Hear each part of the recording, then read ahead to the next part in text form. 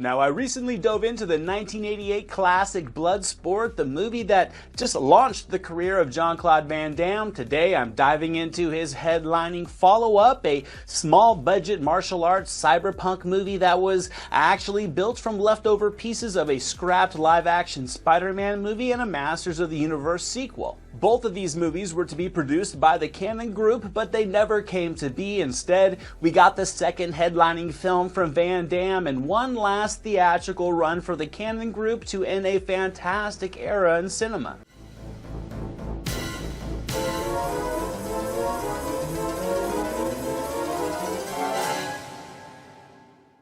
Hey, what's up out there, guys? Anthony here with the Silver Screen Analysis, and today we're looking back at 1989's Cyborg, directed by Albert Pyun and led by Jean-Claude Van Damme. Now, immediately following Bloodsport, Van Damme did play the villain in the Sho Kosugi-led Black Eagle, also in 1988, but I mean, how Cyborg came to be is an interesting story on its own, to say the least, so let's start there. It all starts here.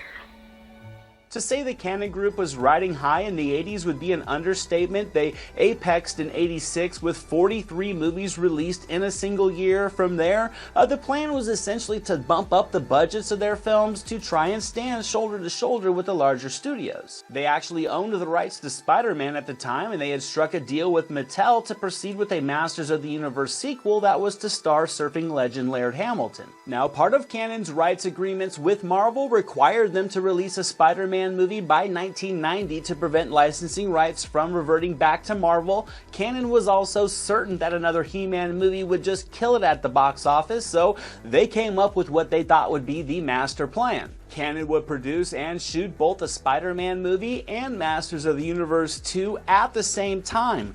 Both of these movies would be directed by Albert Pyun. The idea was to shoot both films simultaneously in North Carolina. Practical sets were built. Wardrobes and costumes had also been crafted. Cannon was roughly $2 million into pre-production on these films. Then things went wrong. Very wrong. Okay. I have a bad feeling. The licensing checks from Cannon to both Marvel and Mattel bounced. The licensing rights fell through, thus both projects were scrapped. To get something from their investments that they had already put in, the Cannon Group decided to make a new project using these sets and wardrobes, and over the weekend, Pyun wrote a script and Cyborg was officially born.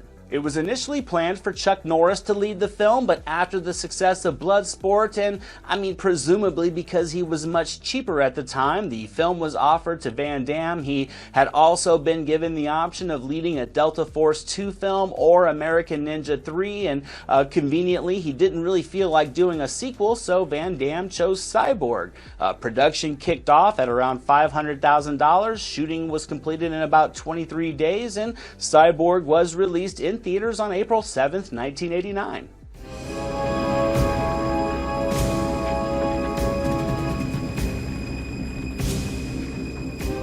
And after purchasing Cannon in 1979 and producing so many amazing films during the 1980s, Cyborg would quietly end the theatrical run for Israeli cousins Menahem Golan and Yoram Globus as the Cannon Group would shift into the distribution market to kick off the 1990s. Now, there is no denying that Cyborg does have its redeeming qualities, but critically it also, I will admit it does have its weaknesses. The story's a bit thin, it's easy to see it was written in a weekend, but it does provide more than enough foundation for some appealing Van Damme action, and despite some plot holes, it all really works, and it's much more than I could write in a weekend. A plague known as the Living Death has ravaged the population, laying the groundwork for a post-apocalyptic setting. Information in a cyborg is needed in Atlanta to work on the cure, and Van Damme's going to have to stop a gang of pirates led by Warchild from Point Break. It's a Swiss cheese plot, but the ominous atmosphere and the hyper-violent action still makes this movie a fun, nostalgic ride from the 80s. I think there's just a dark and helpless and very seedy and just ominous ominous atmosphere while watching this movie that just creates a charmingly unnerving vibe while watching. The hyper-violence and just the hyper-sexual tones to many of the scenes just complement everything well. It's just a mashup of different tones. It's completely out of the box. It has a Mad Max vibe at times, and I think really all the untraditional qualities in this movie are kind of cool when put together. The use of natural lighting is great, and shooting on natural backdrops really gives the movie just an extra gritty tone that really works for the subject matter. There's strong cues of oranges and blues that give the settings a bit of a mystique, and the journey delivers plenty of fun Van Damme action. I always loved Van Damme's kill scene in the sewers, and I still think it goes down as one of his best uses of his trademark splits.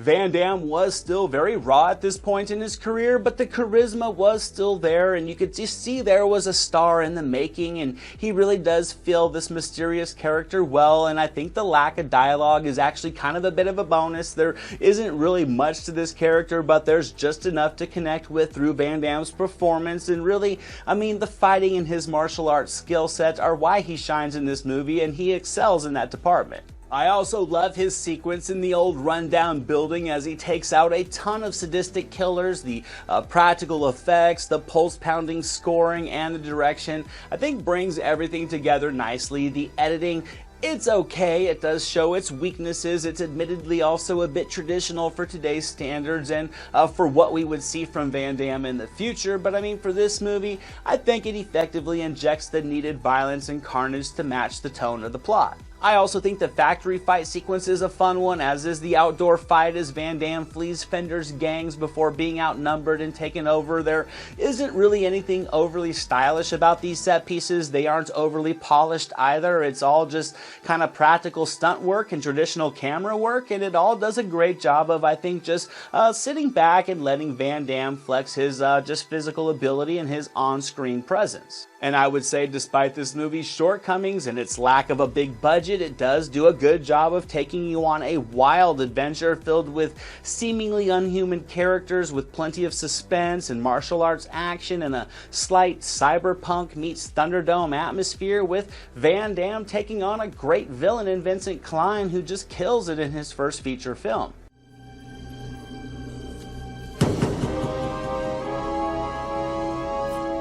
And overall, I think it delivers a satisfying, adrenaline-pumping final showdown out in the rain as Van Damme and Klein, both completely jacked, just battled it out with each other. And sure, structurally, this movie doesn't really do anything unique, but I think you kind of have to commend the eccentric combination of elements. This movie would probably never be made today, and even Van Damme has stated it's not one of his favorite films in his collection. But I do think it's safe to say Cyborg will always be regarded as a cult classic to people like me who can overlook its flaws and appreciate the chances it took to be a wild and entertaining movie. And I mean, seeing a young Van Damme still coming into his own as an actor and as an action star in this movie will always deliver a huge amount of nostalgia for fans like myself who grew up watching the rise of his career.